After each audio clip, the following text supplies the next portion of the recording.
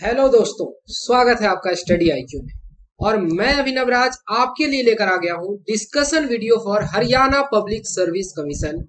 ये जो एग्जाम है ये 12 सितंबर को हो चुका है और हम लोग इसके 50 क्वेश्चंस यानी क्वेश्चन नंबर 1 से लेके 50 तक ऑलरेडी डिस्कस कर चुके हैं। इस वाले स्पेसिफिक वीडियो में हम देखने वाले हैं क्वेश्चन नंबर 51 से लेके 100 तक।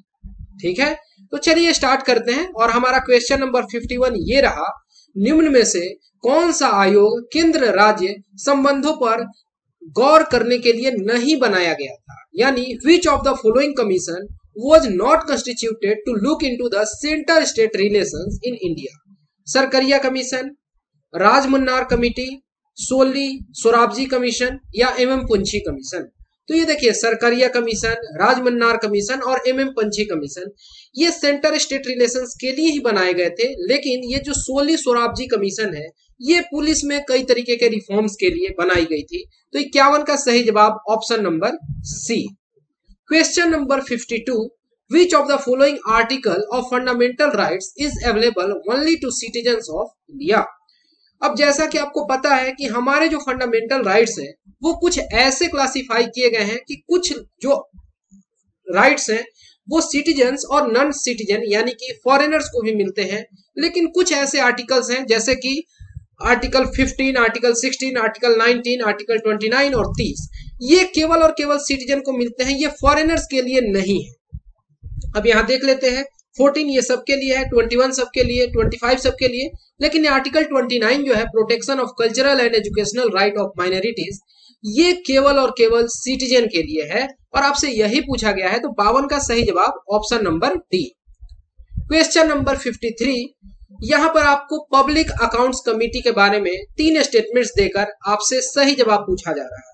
पहला कि पब्लिक अकाउंट्स कमेटी जो है इसकी स्थापना 1921 में हुई थी। बिल्कुल, गवर्नमेंट ऑफ इंडिया एक्ट 1919 के बाद इसे बनाया गया और इसके जो मेंबर्स होते हैं हर एक साल चेंज होते रहते हैं। लोकसभा और राज्यसभा दोनों ही सदनों का इसमें रिप्रेजेंटेशन होता है। तो तीसरा स्टेटमेंट कहा गया है कि चेयरमैन और मेंबर्स 2 साल के लिए चुने जाते हैं। नहीं, ये हर साल के लिए होते हैं, 2 साल के लिए नहीं। तो तीसरा गलत है, जिसमें 3 है आप एलिमिनेट कर दीजिए तो आधा काम हो गया। और आप देखिए कि पहला सही है तो करेक्ट आंसर सी हो गया। 2 तो क्योंकि कॉमन है ना। तो 2 क्या था कि जो चेयरमैन होते हैं पब्लिक अकाउंट कमेटी के बाय कन्वेंशन वो अपोजिशन पार्टी से आते हैं। ये बिल्कुल सही बात है, ऐसा होता है। 53 का सही जवाब option number C.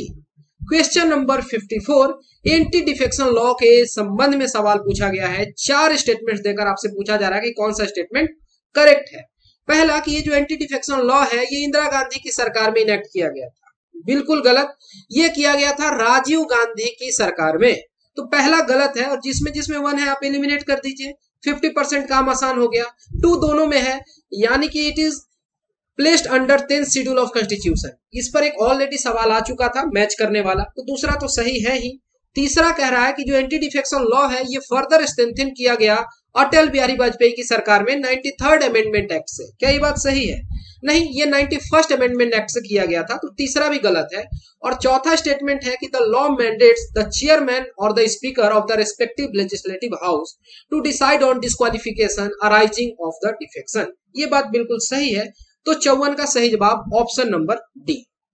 Question number 55, which one of the following committees on Panchayati Raj suggested constitutional amendment to ensure Panchayati Raj institutions?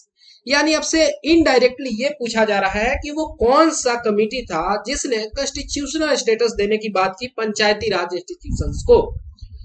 तभी तो कॉन्स्टिट्यूशन में संशोधन करने की बात की गई। हनुमंत राव कमेटी या एलएम सिंघवी या जीवी के राव कमेटी या फिर पीके थंगतन कमेटी। सही जवाब है 1986 का LM Singhvi committee.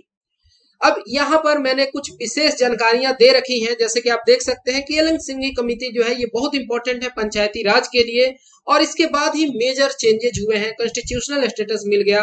Ashok Mehta committee ने 2 टियर पंचायती राज सिस्टम की बात की थी और जीवीके राव कमेटी अपॉइंट की गई थी ताकि एडमिनिस्ट्रेटिव अरेंजमेंट को समझा जा सके for rural development and poverty alleviation. Question number 56, election commission के संदर्भ में आपसे सवाल पूछा गया है। 4 स्टेटमेंट देकर पूछा जा रहा है कि कौन सा स्टेटमेंट सही नहीं है। पहला, the election commission of India is a 5 member body. सही बात है क्या? नहीं, ये 3 मेंबर बॉडी है अभी के लिए, तो पहला स्टेटमेंट गलत है। तो 5 मेंबर बॉडी है, अब यानी कि पहला गलत है, आपको गलत ही बताना है, जिसमें 1 नहीं है उसको हटा दीजिए। दूसरा स्टेटमेंट है कि the election commission decides the election schedule for the conduct of both general election and by election. बिल्कुल सही बात है।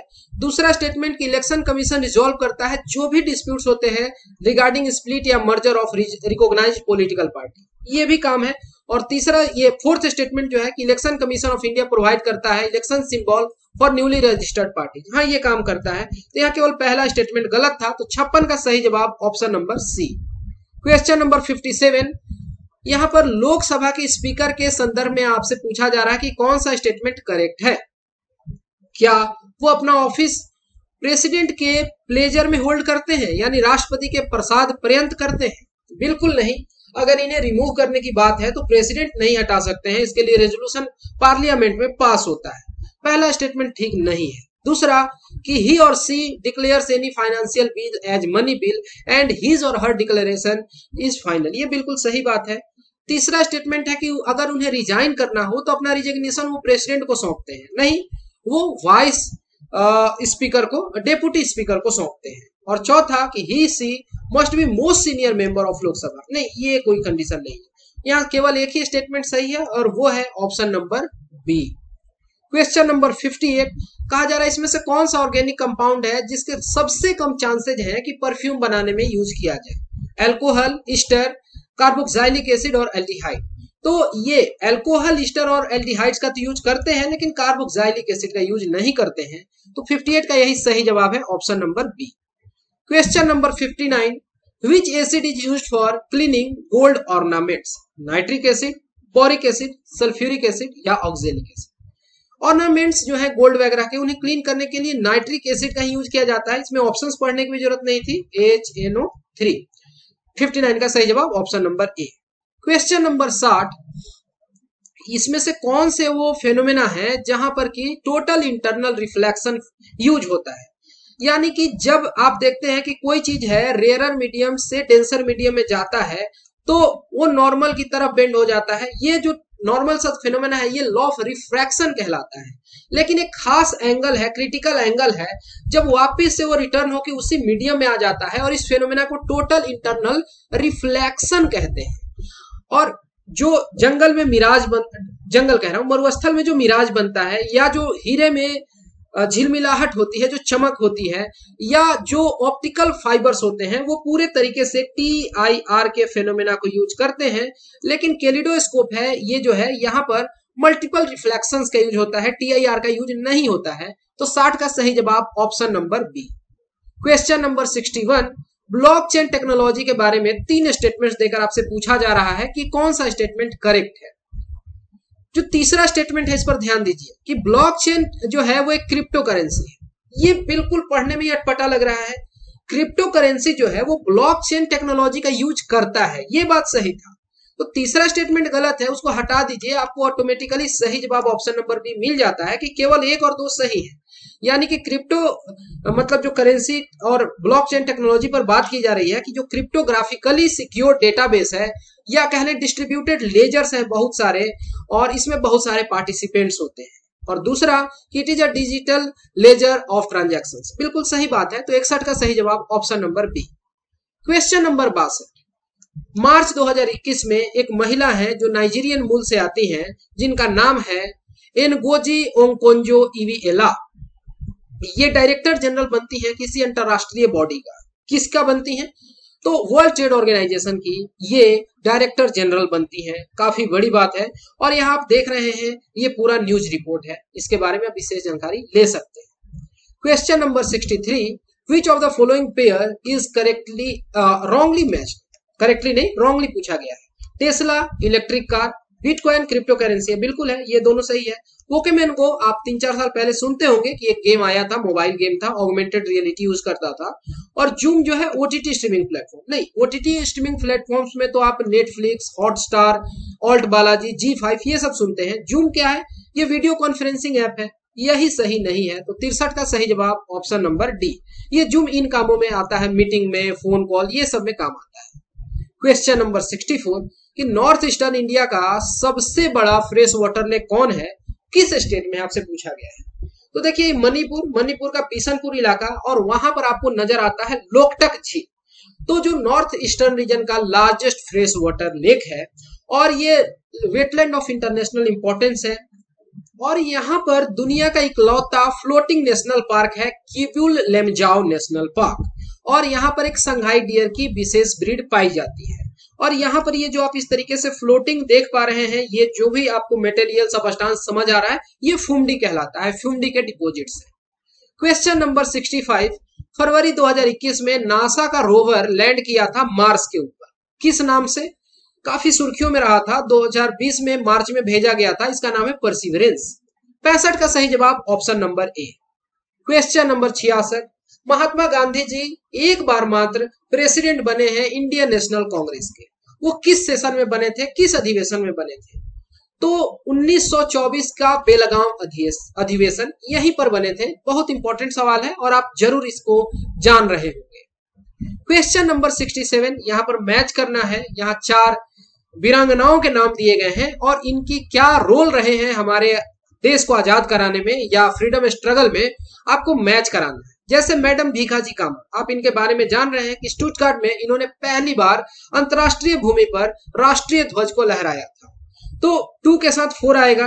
अब ऐसा ढूंढ लेते हैं तो हमें सही जवाब मिल जाता है कि ऑप्शन डी होगा, लेकिन बाकियों को भी देख लें। ये लक्ष्मी स्वामीनाथन, इनका क्या रोल रहा है, तो इंडियन नेशनल आर्मी की जो वीमेन ब्रिगेड थी उसको इन्होंने लीड किया था।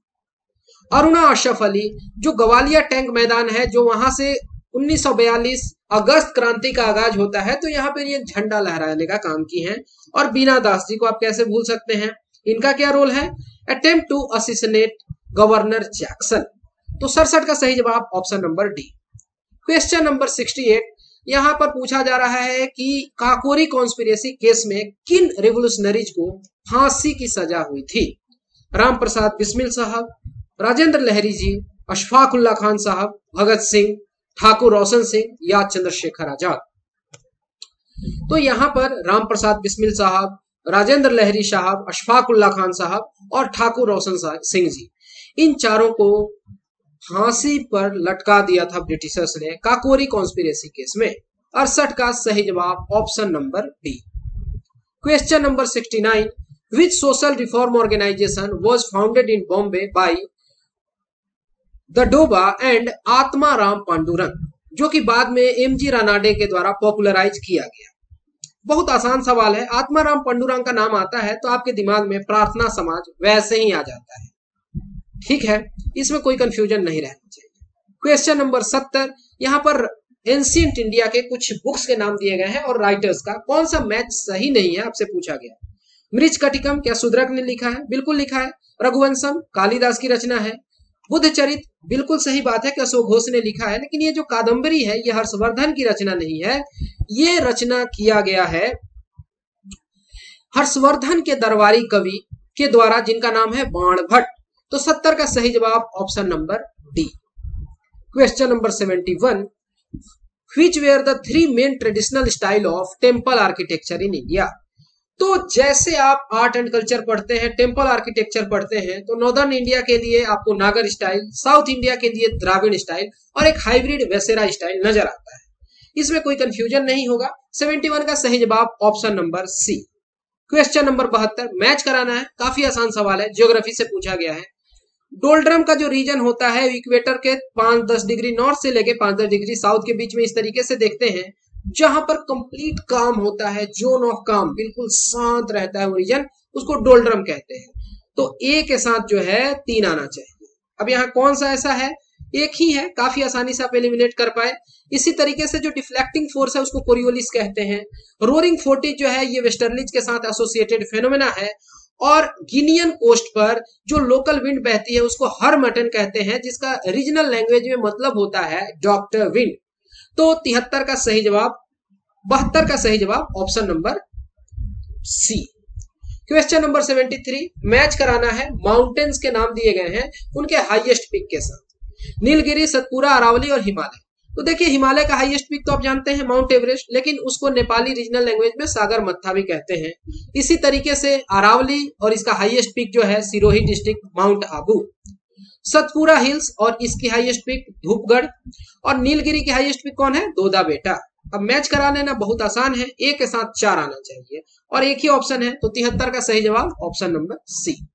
क्वेश्चन नंबर 74, श्रीहरिकोटा टापू के बारे में पूछा जा रहा है। जो हमारा लॉन्चिंग स्टेशन है सतीश धवन स्पेस सेंटर वहीं लोकेटेड है, तो वो किस झील में है? जी वो पुलिकट लेक में है। पुलिकट लेक जो है वो आंध्र प्रदेश और तमिलनाडु के बॉर्डर पर है और ये वो आइलैंड है जहां से हम बहुत सारे इसरो के मिशंस को सक्सेसफुल बना चुके हैं। Question number 75, Indian art form से सवाल है। एक पर्सनालिटी रह चुके हैं पंडित विष्णु नारायण भटकंडे जी, तो ये किस क्षेत्र से इत्तेफाक रखते हैं? जी ये हिंदुस्तानी क्लासिकल म्यूजिक से इत्तेफाक रखते हैं, ये आप देख पा रहे हैं। 75 का सही जवाब option number A. Question number 76, recently launched regional comprehensive economic partnership, जिसको आरसीईपी कहते हैं, ये लार्जेस्ट रीजनल ट्रेडिंग ब्लॉक है अभी के लिए। तो इसमें कौन से कंट्री जो है मेंबर नहीं है फ्री ट्रेड अग्रीमेंट के? ऑस्ट्रेलिया, ब्रुनई, न्यूजीलैंड और बांग्लादेश। काफी सुर्खियों में रहा था इंडिया शामिल होने की, इसमें बात भी कर रहा था, लेकिन कुछ मामलों में हमारी बात नहीं बनी तो हम पीछे हट जाते हैं। ऑस्ट्रेलिया, ब्रुनई, न्यूजीलैंड तो मेंबर है, बांग्लादेश इसका मेंबर नहीं है। आप यहाँ मैप में भी देख पा रहे हैं बांग्लादेश मेंबर नहीं है। बाकी आसियान कंट्रीज यहाँ पर सारे के सारे मेंबर्स हैं। चाइना है यहाँ पे, साउथ कोरिया, जापान है, ऑस्ट्रेलिया, न्यूजीलैंड, ये सारे देश हैं। तो 76 का सही जवाब option number D. Question number 77, यहाँ आपको बताना है कि कौन सा करेक्टली मैच्ड है। क्या बिटकॉइन का कोई कनेक्शन है नेशनल स्टॉक एक्सचेंज के साथ? कोई कनेक्शन नहीं है। हमारे देश में अभी उसको किसी भी तरीके का लाइसेंस नहीं मिला हुआ है। एफआरबीएम एक्ट क्या फिस्कल डेफिसिट के लिए है? बिल्कुल। फिस्कल रेस्पॉन्सिबिलिटी और बजट मैनेजमेंट ही नाम है। सेबी क्या इंश्योरेंस को रेगुलेट करता है? बिल्कुल नहीं करता है। एसडीआर स्पेशल ड्राइंग राइट्स, ये आईएमएफ से रिलेटेड है? बिल्कुल है। और मूडीज क्या क्रेडिट रेटिंग एजेंसी है? बिल्कुल। तो यहाँ पर हम देख रहे हैं कि 2, 4, 5 सही है, तो क्या हो जाएगा सही जवाब option number A. Question number 78, Haryana का जो रीजन है पौराणिक समय में किस नाम से जाना जाता था? ब्रह्मावर्त, आर्यावर्त और ब्रह्मोपदेश। जी ये तीनों के तीनों नामों से जाना जाता था, तो 78 का सही जवाब option number D. Question number 79, एक व्यक्ति हैं बलराम जाट नाम है, जिनको कि पॉपुलरली बालू के नाम से भी जाना जाता है, और उस व्यक्ति को नायब बख्शी और राव की उपाधि दी गई थी, टाइटल दी गई थी, किस राजा के द्वारा? अकबर, मोहम्मद शाह, जहांगीर या औरंगजेब? तो मोहम्मद शाह के द्वारा 1739 में बालू को नायब बख्शी और राव की उपाधि दी गई थी। क्वेश्चन नंबर 80, हरियाणा स्टेट के फॉर्मेशन से सवाल है। 3 स्टेटमेंट्स के आधार पर आपको सही जवाब देना है। पहला कि हरियाणा स्टेट जो है ये बना था on recommendations of Sardar Hukum Singh parliamentary committee. बिल्कुल सही बात है। शाह कमीशन जो है ये बनाया गया था बाउंड्री बनाने के लिए पंजाब हरियाणा के बीच में, ये भी सही बात है। और 1 नवंबर 1966 हरियाणा जो है 17वां राज्य बना था, ये भी सही बात है। 80 का सही जवाब option number D. Question number 81, 2 statements के आधार पर आपको सही जवाब बताना है। पहला कि 5 वर्षीय योजना हम नहीं बना पाए थे लेट 1960s में, क्या ये बात सही है? बिल्कुल। उस समय बहुत सारी समस्याएं थी, जैसे इंडो पाकिस्तान कॉन्फ्लिक्ट, ड्रॉट और इन्फ्लेशन की समस्याएं, इनके वजह से। तो प्लान हॉलीडे कहलाता है। ऐसे 3 प्लान हॉलीडे रहे हैं, तो यहाँ पर पहला स्टेटमेंट सही है और दूसरा उसका सही एक्सप्लेनेशन है। तो 81 का सही जवाब ऑप्शन नंबर ए। यहाँ पर प्लान हॉलीडे के बारे में विशेष जानकारी दी गई है, आप इसे देख सकते हैं। 3 एनुअल प्लान हॉलीडे इंट्रोड्यूस किए गए थे। क्वेश्चन नंबर 82, भारत में कौन कौन से खरीफ क्रॉप्स हैं आपको बताना है। खरीफ का मतलब होता है गर्मी में, राबी सर्दियों में, मोटे तौर पर। गेहूं सर्दियों में होता है, चना सर्दियों में होता है और मस्टर्ड सर्दियों में होता है। धान, ग्राउंडनट यानी कि मूंगफली और मेज ये गर्मियों में होते हैं, ये खरीफ हैं। तो सही जवाब क्या हो जाएगा? जिसमें 2, 5 और 6 हो, यानी बी। क्वेश्चन नंबर 83, यहाँ पर व्हाइट वॉशिंग किया जाता था जो मकानों पर, अब तो नए नए टेक्नोलॉजी आ गए, लेकिन पहले चूना से पेंटिंग होता था, चूना फेरना जिसको बोलते हैं। यहाँ पर 4 स्टेटमेंट्स में बताना है कौन सा स्टेटमेंट सही है। क्या it is obtained by treating quick lime with water? ये बिल्कुल सही बात है। दूसरा है कि ये कैल्शियम कार्बाइड जब वाटर से रिएक्ट करता है तो बनता है, नहीं, कैल्शियम ऑक्साइड होता है वो CaO। तीसरा स्टेटमेंट कि ये रॉ मटेरियल है पोर्टलैंड सीमेंट बनाने में, नहीं, पोर्टलैंड सीमेंट बनाने में CaO नहीं CaCO3 की जरूरत पड़ती है।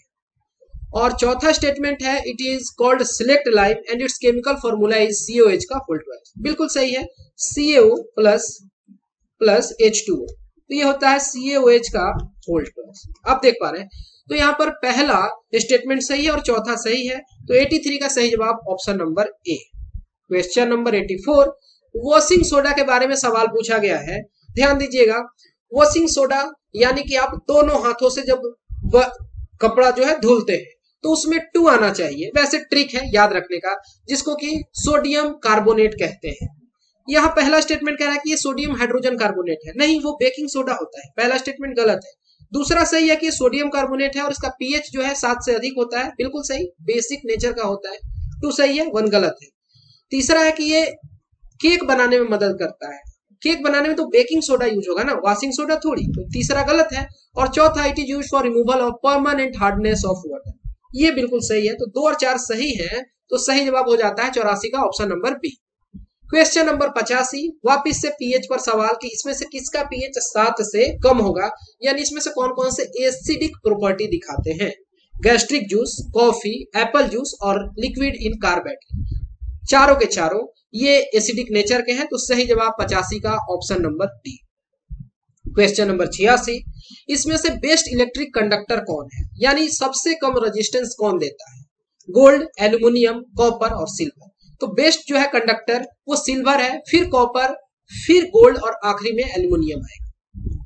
86 का सही जवाब option number D. Question number 87, सोनार इंस्ट्रूमेंट के बारे में सवाल पूछा गया है कि ये अल्ट्रासोनिक वेव को यूज करता है समंदर की गहराई मापने में, बिल्कुल सही है। दूसरा कि स्पीड जो होता है अल्ट्रासोनिक साउंड वेव का वो सेम होता है एयर में और वाटर में, नहीं, ये गलत होता है। डेंसर मीडियम में स्पीड बढ़ जाती है। दूसरा स्टेटमेंट गलत है, जिसमें 2 है, हटा दीजिए। तीसरा स्टेटमेंट की जो समय लगता है अल्ट्रासोनिक वेव्स को, ठीक है, तो वो बॉटम में जाके टकराता है और फिर वापस डिटेक्टर के पास आता है, इससे हम कैलकुलेट करते हैं, बिल्कुल सही बात है। तो 1 और 3 सही है, तो 87 का सही जवाब option number B. Question number 88, यहाँ कुछ बीमारियों के नाम दिए गए हैं और उनके सिम्टम्स के साथ आपको मैच करना है। यहाँ पर एक बीमारी है चिकन पॉक्स, और आप जानते हैं इसमें क्या होता है कि रैशेज आ जाते हैं, रेड स्पॉट्स बन जाते हैं, तो 4 के साथ सी आना चाहिए, ये आप जान गए। और एक ही ऐसा सही ऑप्शन है जिसमें 4 के साथ सी है, यानी 1 के साथ बी होगा। टाइफाइड फीवर जो है इसमें हाई फीवर होता है, स्टोमक में दर्द होता है और स्किन पर रैशेज होते हैं। कलरा, जिसको कई बार हैजा भी बोलते हैं, और इसमें राइस वाटर स्टूल होता है, ये जो वोमिटिंग वगैरह होता है। और टीबी जो होता है उसमें क्या हम देखते हैं कि परसिस्टेंट कफ होता है, लो ग्रेड फीवर रहेगा और वेट लॉस इसका एक बहुत इंपॉर्टेंट कैरेक्टरिस्टिक है। तो 88 का सही जवाब option B. Question number 89, plastic bags जो है वो पोटेंशियल हजार्ड है हमारे इन्वायरमेंट के लिए। हम ऐसा क्यों कह रहे हैं, क्योंकि नॉन बायोडिग्रेडेबल सब्सटेंसेस हैं, खत्म ही नहीं होते हैं, जैसे हैं वैसे ही पड़े रहते हैं 100 साल तक। तो 89 का सही जवाब option number D. Question number 90, कि एक व्यक्ति है उसको पेट में दर्द है और इंडाइजेशन है, यानी अपच हो गई है। डॉक्टर ने उसे प्रोबायोटिक्स कंज्यूम करने की सलाह दी है। अब ये प्रोबायोटिक कैसे मदद करते हैं, तो ये एसिड के सेक्रेशन को पेट में कम कर देते हैं और इंक्रीज करते हैं एंजाइमेटिक एक्टिविटी। 90 का सही जवाब ऑप्शन नंबर डी। ये और एक काम हो सकता है कि इस व्यक्ति को कुछ बेसिक चीज दे दिया जाए, जैसे मीठा सोडा या फिर मिल्क ऑफ मैग्नीशिया, जो कि एसिड में रिएक्शन करने के बाद पेट को न्यूट्रलाइज कर देगा और आराम मिल सकती है। क्वेश्चन नंबर 91, कि डॉक्टर जो आरटीपीसीआर टेस्ट की सलाह देते हैं तो ये डायग्नोसिस किस चीज का करता है, तो ये आरएनए जो होता है किसी भी वायरस का उसको डिटेक्ट करता है या डायग्नोसिस करता है। तो 91 का सही जवाब option number C, genetic materials की जांच होती है। Question number 92, Nubra valley news में रहा था, और नुब्रा वैली में आप देखते हैं कि ऑर्चर्ड विस्टास है, बहुत सारे बैक्टीरियल कैमल्स नजर आते हैं और मोनास्ट्रीज भी हैं, बौद्धिस्ट मोनास्ट्री। किन 2 माउंटेन रेंजेस के बीच में है ये, तो ये लद्दाख और काराकोरम के बीच में आपको नजर आता है, यानी कि 92 का सही जवाब option number D, Karakoram and Ladakh. ये जो वैली है सेपरेट करती है लद्दाख को काराकोरम रेंज से और सियाचिन ग्लेशियर से, और यहां पहुंचने के लिए हमारे पास एक माउंटेन पास है Khardungla. Question number 93, Depsang valley से, देप्सांग प्लेन से पूछा जा रहा है, नॉट वैली, देप्सांग प्लेन। ये चाइना जब हमारे टेरिटरी में घुस आए थे तो ये काफी न्यूज में रहता था गलवान घाटी के साथ। तो क्या ये एक फर्टाइल एलुवियल सॉइल वाला रीजन है? नहीं, यहाँ पर हम देखते हैं कि ये ग्रेवी वाला प्लेन है, यहाँ पर काफी ग्रेवल्स है, कंकड़ है, फर्टाइल एलुवियल सॉइल नहीं है। यानी जिसमें जिसमें वन है उसको हटा दीजिए। दूसरा है कि ये जो प्लेन है ये हायर एल्टीट्यूड पर है, बिल्कुल सही बात है। और तीसरा कि it is covered with dense coniferous forest, नहीं, ये कोल्ड डेजर्ट है, यहाँ पर किसी भी तरीके की घनी वेजिटेशन नहीं है। तो तीसरा भी गलत है, तो केवल दूसरा सही है। 93 का सही जवाब option number B. Question number 94, जो स्लैश एंड बर्न एग्रीकल्चर हम प्रैक्टिस करते हैं अलग अलग राज्यों में या अलग अलग देशों में अलग अलग नाम से जानते हैं, यहाँ पर आपको मैच कराना है कि झूम कहाँ कहते हैं, तो ये नॉर्थ ईस्टर्न रीजन में बोलते हैं, यानी एक के साथ 3 आना चाहिए और एक ही ऐसा ऑप्शन है, यही सही जवाब हो गया। खील कहाँ कहते हैं, तो खील कहते हैं हिमालयन बेल्ट में, ब्रिगा उड़ीसा में और वेलरे कहते हैं साउथ ईस्टर्न राजस्थान में। 94 का सही जवाब option number B. Question number 95, यहाँ पर आपको उन राज्यों को अपने दिमाग में जेहन में बैठाना है जो कि कोई इंटरनेशनल बाउंड्री नहीं बनाते हैं, ना ही वो किसी समंदर को टच करते हैं, यानी लैंड लॉक भी हो और कोई इंटरनेशनल बाउंड्री नहीं बनाते हैं। अब उन राज्यों में सबसे नॉर्थ में कौन है, सबसे साउथ में कौन है, सबसे ईस्ट में कौन है और सबसे वेस्ट में कौन है, आपको बताना है। यानी ये मैप रहा, हरियाणा, झारखंड, छत्तीसगढ़, मध्य प्रदेश और तेलंगाना, ये राज्य हो गए ऐसे जो इंटरनेशनल बाउंड्री नहीं बनाते हैं और लैंड लॉक भी है। तो इसमें नॉर्दर्न मोस्ट कौन है, तो नॉर्दर्न मोस्ट यहाँ पर हमें दिख रहा है Haryana, southern most Telangana, eastern most Jharkhand और वेस्टर्न मोस्ट मध्य प्रदेश। तो सही जवाब क्या हो जाएगा, हरियाणा, तेलंगाना, झारखंड और मध्य प्रदेश, इसी ऑर्डर में। तो 95 का सही जवाब ऑप्शन डी। क्वेश्चन नंबर 96, इसमें से कौन सा एक मेजर रिवर बेसिन नहीं है, पेन्नार, माही, तीस्ता और साबरमती। ध्यान दीजिएगा, ये जो रिवर बेसिन का मैप है ये मेजर रिवर बेसिन को दिखाया है, इसमें साबरमती, माही और पेन्नार आप देख पा रहे हैं, लेकिन आपको यहाँ तीस्ता रिवर बेसिन नहीं नजर आ रहा है, यही ऑड मैन आउट है। तो सही जवाब हो गया 96 का option number C. Question number 97, Jhelum नदी और फ्लूवियल लैंडफॉर्म से रिलेटेड सवाल पूछा गया है। पहला कि झेलम नदी जो है ये कश्मीर घाटी में बहती है और वो अपने यूथ स्टेज में होती है, बिल्कुल सही बात है, युवावस्था में होती है। और यहाँ पर मेंडरिंग भी बनाती है, ये मेंडर सांप की तरह शार्पनुमा ये चलती है। ये खास बात है कि बाकी सारी नदियां जो है मैच्योर्ड स्टेज में जाके मेंडरिंग शो करती हैं, लेकिन कुछ फिजियोलॉजिकल फीचर्स के वजह से झेलम जो है यूथ स्टेज में ही मेंडरिंग शो करती है। तो पहला सही है, दूसरा भी सही है, और ये तीसरा है कि मेंडरिंग जो टिपिकल फीचर है यूथ स्टेज का नहीं, ये मैच्योर्ड स्टेज का टिपिकल फीचर है। तो 1, 2 और 4 सही है, तो करेक्ट आंसर हो गया 97 का option number D. Question number 98, Gandhara school of art से रिलेटेड इसमें से कौन सा एक बुद्धा का स्टैचू है, बमियान बुद्धा, बोधिसत्व, स्लीपिंग बुद्धा या भूमि स्पर्श बुद्धा। ये देखिए अफगानिस्तान के क्षेत्र में पड़ने वाला बमियान, और ये तालिबानियों के द्वारा उड़ा दिया गया, इसको तहस नहस कर दिया गया। ये बहुत गजब बात है, सुनने में अजीब लगता है कि कोई कैसे इतने बड़े विश्व धरोहर को ऐसे तबाह कर सकता है। ओके, और ये एक one of the best example है गंधार स्कूल का। तो सही जवाब 98 का ऑप्शन ए। क्वेश्चन नंबर 99, यहाँ आपको मैच कराना है कुछ एम्ब्रॉयडरी को राज्यों के साथ। ये जैसे चिकनकारी लखनऊ से रिलेटेड है, कलमकारी यूपीएससी कई बार पूछ चुका है, और कलमकारी एक स्पेशल फीचर है आंध्र प्रदेश का, यहाँ बैम्बू के कलम बना के यूज किया जाता है। कंथा और कसूती में आपको कंफ्यूजन हो सकता है, बट यहाँ से आंसर मिल गया कि ए का 2 और बी का 4 होना चाहिए, यानी यही सही जवाब है। सी का 1, यानी कि कंथा जो है बंगाल से रिलेटेड है और कसूती कर्नाटका से। ओके, डी का 3। और आखिरी सवाल क्वेश्चन नंबर 100, डांस फॉर्म को मैच करना है। आप जान रहे हैं कथक, कथक यानी स्टोरी टेलिंग, ये है उत्तर प्रदेश से रिलेटेड। भरतनाट्यम कहां से है, तमिलनाडु, कुचिपुड़ी आंध्र प्रदेश और मोहिनी आट्टम केरला से। कहते हैं कि लॉर्ड विष्णु ने मोहिनी का रूप धारण किया था भस्मासुर को डिस्ट्रैक्ट करने के लिए। अब आप बता सकते हैं कि ए के साथ 2 होना चाहिए, बी के साथ 1 होना चाहिए, ए के साथ 2 और बी के साथ 1, यही एक ऑप्शन दिख रहा है। तो 100 का सही जवाब हो गया ऑप्शन नंबर सी। इस तरीके से टोटल हमने 100 क्वेश्चंस को डिस्कस कर लिया हरियाणा सिविल सर्विस 2021 का, और आपने अपना आंसर मैच भी करा लिया, आपने अपना टोटल स्कोर भी इवैल्यूएट कर लिया होगा अब तक। और जो भी आपके कंफ्यूजन्स रहे होंगे एग्जाम देते टाइम, या आप आगे तैयारी करने का सोच रहे हैं तो आपका वो कंफ्यूजन भी दूर हो गया होगा, पेपर का लेवल भी आपने देख लिया। तो मैं उम्मीद करता हूं कि अब इस टॉपिक में आपको कोई कंफ्यूजन नहीं रहा होगा, लेकिन फिर भी अगर आपके मन में कोई दुविधा है तो बेहिचक आप इन नंबर्स को कांटेक्ट कर सकते हैं। Thanks for watching and have a great day.